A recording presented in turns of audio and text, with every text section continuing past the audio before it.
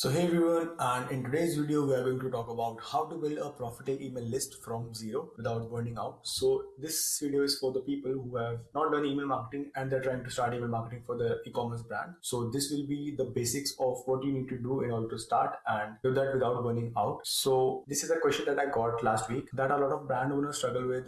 If I'm starting my email marketing from scratch and I have to do everything myself, where the heck do I even begin with? And honestly, it's a great question because here's what usually happens, right?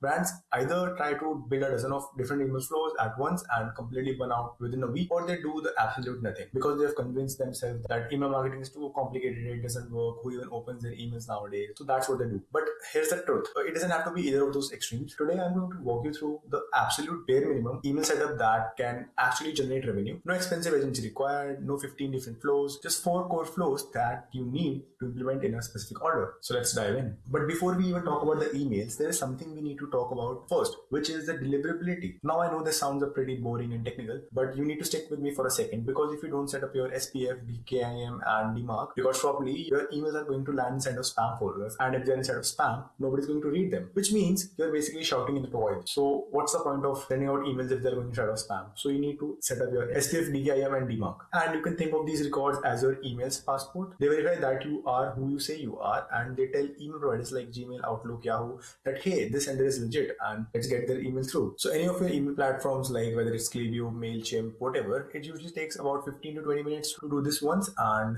then you're good to go. So once the foundation is set, now we can talk about the actual email strategy. The first one will be the top of the funnel, your sign up forms. And obviously this might sound obvious, but you generally cannot email people who aren't on your list, right?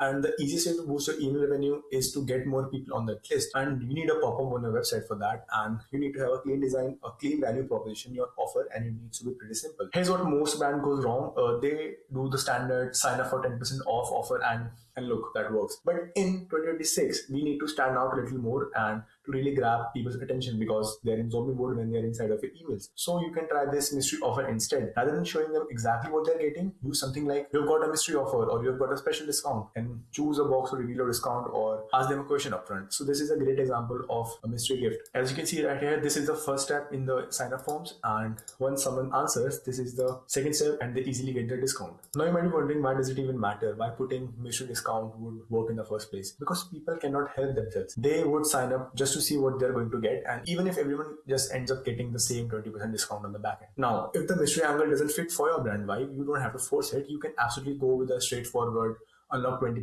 off or your first order. That will work too. The point is to get a pop-up live on your site. Without it, you're leaving money on the table every single day, because if you're spending in ads, you need a funnel which captures those people who are visiting your website. Step number 2 would be to set up a welcome flow. And now that you have gotten people joining your list, we need to actually email them, right? And your welcome flow is hands-on going to be your most important automation that you'll ever build. Why? Because that the first email gets anywhere around 60 to 80% open rates, and people are expecting to hear from you. So they literally just gave you their email address 30 seconds ago, and this is your highest engagement moment. So you don't have to waste it. Here is a high converting welcome email design that I'm going to show you. As you can see, the value proposition is pretty much clear. They are providing what they have said on the form that they would provide. The discount is very clear, and they have a big CT right at top. And this design follows a lot of principles that I've talked about in my previous video, the email design principles. It is easily skimmable, unbranded, and looks good to the eye, and it releases dopamine. So this is a 10 out of 10 welcome flow, and it works properly. And here's how you can structure your own email welcome flow. Email 1 would be delivering the discount plus the brand background. This email should at least fire immediately, and I mean immediately, when someone signs up. So here's what it needs to be in. So here what need to be in it: a clear headline, something like welcome, here's your discount. No confusion about what this email is about, and the discount code that they've signed up for should be displayed prominently.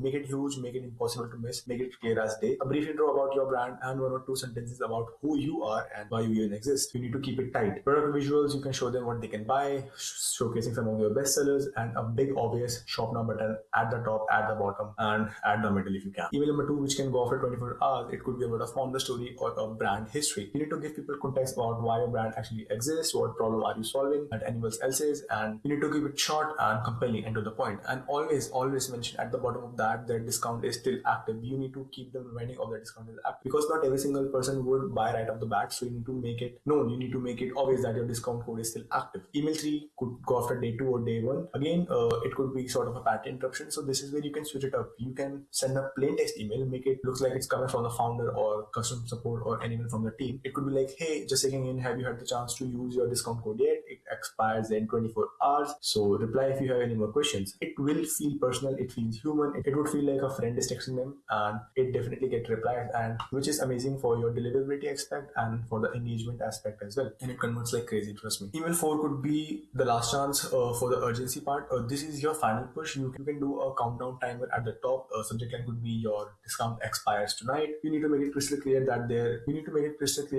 this is their last opportunity to use that discount code that they have gotten. If you ever build an email in your entire life, make sure that you make this one. But ideally, you are going to build 3 or 4 emails in this welcome series. Now you can get way more detail with the welcome flows, but if you're just starting out, as this video is about, you need to focus on getting the first email live. You can always add other ones later when you have more bandwidth. Step number 3, abandonment flows. So these will be your second highest converting automated emails after your welcome flow. We're talking cart abandonment, checkout abandonment, site abandonment, and browser abandonment. Now, here's the thing. Most brands send boring site abandonment emails. You forgot something in your cart, don't leave this item behind. People yawn at it and everyone does that. So you need to be a bit different. You need to do something like your order is ready to ship. There's a brand called ButcherBox that flips the script completely. Instead of reminding you that you have abandoned something, they just say your order is ready to ship and you're one click away from the premium food made for your dog. 20% off expires soon, and click below to claim before it's gone. Now, why does this work so well? It assumes completion, it creates urgency without aggression, and it is personalized. Your order is ready makes them feel like they're already a customer even before they have bought anything. So they are not abandoning anything, they are just finishing what they had started, and it removes all the friction and guilt.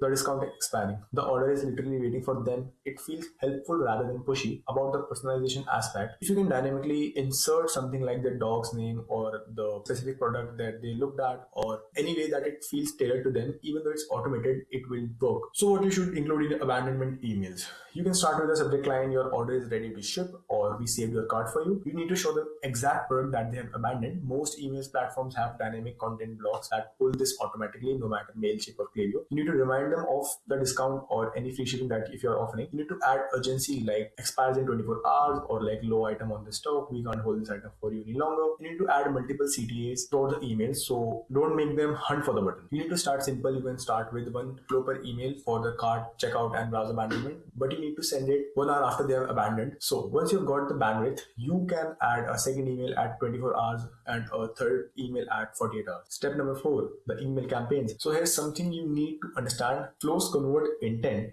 but campaigns create it. Now, what do I mean by that? Your flows are catching people who already showed interest and they added something to the cart. They signed up and they are warm lead. But campaigns keep your brand at top of the mind of the customers. They create demand. They remind people that you exist. Because once your flows are live, you need to start sending campaigns as well. 2 times a week is the minimum, and then you can scale it to 4 to 5 times per week as fast as you possibly can. But if you're wondering what do I even send to those people, that's a great question, and I'll give you some quick campaign ideas you can use right off the bat. Number 1 could be highlight one product or feature. This ingredient does X for your skin, just for example. Or you can focus on a product benefit, why customers love this specific thing. Or you can share some customer testimonials and results. You need to make it specific and detailed because people buy from people and real stories sell. If you're selling something which is a bit complicated, you can do something like how to guide. So here's exactly how to use this product step by step. You can do something like that, which is a great angle. Or you can answer some of the frequently asked questions. I'm sure you must get them, so you can address one of the common objections. This is also great for objection handling and converting people without having any discounts. Or you can just simply do behind the scenes. You can do founder updates, team photos, brand story.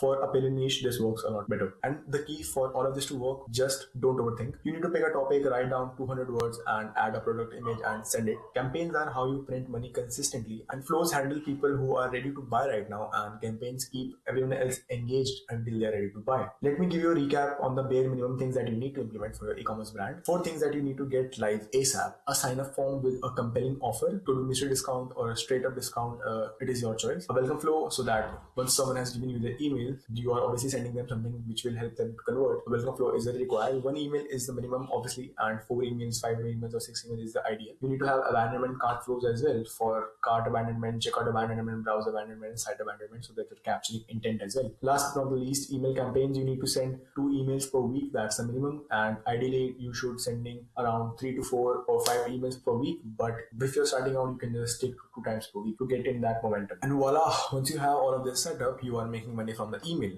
But that's when you optimize. That's when you add more emails to your existing flows, and that's when you test different kind of offers, and that's when you build out post-purchase flows, win-back sequences, sunset flows, all the good stuff. But just make sure that you're not doing every single thing at once. You can start with these 4 things. You need to get the foundation solid. And for this to work out, you can set a goal or get this live in the next 2 weeks, not 2 months, 2 weeks. And if you've got this, now you can just go and build right away. So if you're pretty serious about growing your e-commerce brand, make sure to book a call run with me.